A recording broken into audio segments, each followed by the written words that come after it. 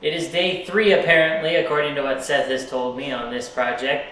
And a couple things. First of all, we have a different color paint. Still not the right color. In fact, it's darker than the dash pad now. But I'd rather go darker than lighter. It seems to me that it will pop less. So we're going to get the grills painted up with this. Hopefully that'll look good. Also, the Amazon truck came and brought us this. This is my Kenwood amp that I ordered. It's got 400 watts max power, but what I really wanted it for was that it has Bluetooth built into it. What this means is that I don't need a head unit or anything but this amp to control the sound system in my car. As you've seen, I don't have a head unit anymore. I don't have a radio because I replaced it with those gauges. So this will enable us to play just off of our phone whatever we want to play through Spotify or just Amazon Music or whatever we feel like. Yeah. It comes with this little controller. It's a pretty small amp. It's only about that big. I'll get it out in a minute here when we start to install it, show it to you. But it's going to work perfectly for what we're going to do. So... Nope, keep going. So, yeah, let's get started on those grills first, and then we'll come back to the amp. Okay, so we have our Kenwood amp here. We're just going to unbox this real quick. Instructions.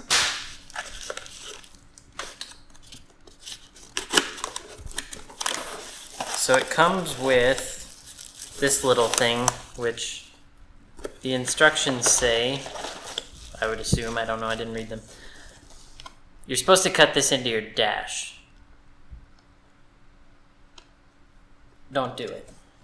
Just don't do it. Find another way to mount this that is reversible, especially if you're working on a classic car. If you're working on like a 2003 Honda, go ahead and drill holes in your dash, I don't care.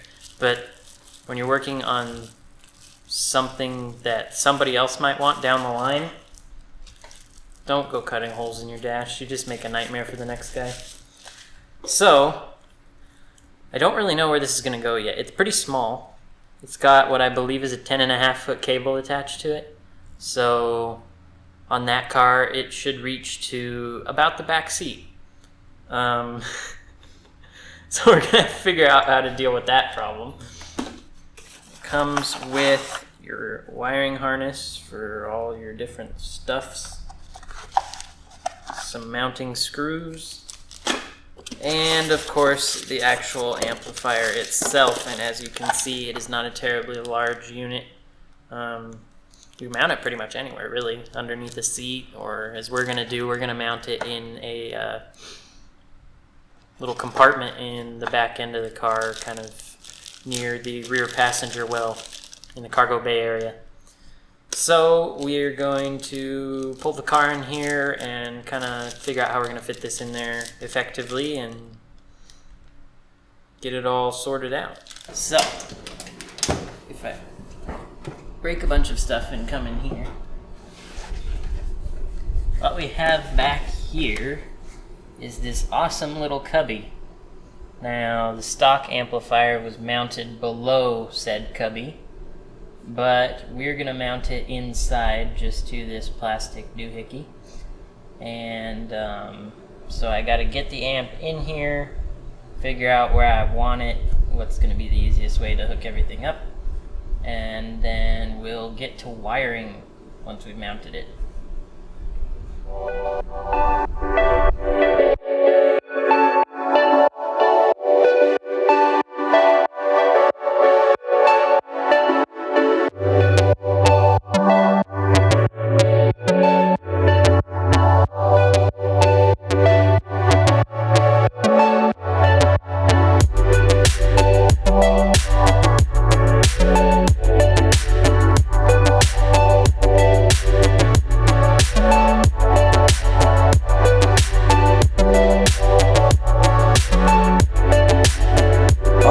Reached the end of day 3 of at least what we've filmed. So what we got accomplished today was we repainted those grills. You know, they bad color match. We also have another bad color match, but at least it's darker so it doesn't pop like the other ones did, because the other ones were like much brighter so they just pop, but these don't pop as much. But we just threw them in right now, so we don't totally know how that works. We'll have to see how that looks whenever we film again, or in the daytime. But we also wired up the sound system. That was just a time lapse that you saw. And Galen's dad came in and told us what we were doing wrong with our lives. And did most of the finishing work, but it's actually pretty good. All the front stuff is in now. We test fit some of the back stuff, but it actually works, and it actually sounds pretty good. So that's surprising knowing us. I mean, yeah, like it works.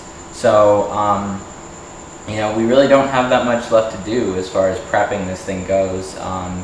You know, just the basic kind of checking fluids, finishing up this stuff, checking tires. I mean, it's almost ready to go. Yeah, so the next time you see this thing is probably just going to be when we're getting on the road. Yeah, probably. Which should be interesting. 5,000 miles in a 33-year-old car. There's no way that's not going to be entertaining. Yeah. So, we'll see how that goes. Yep.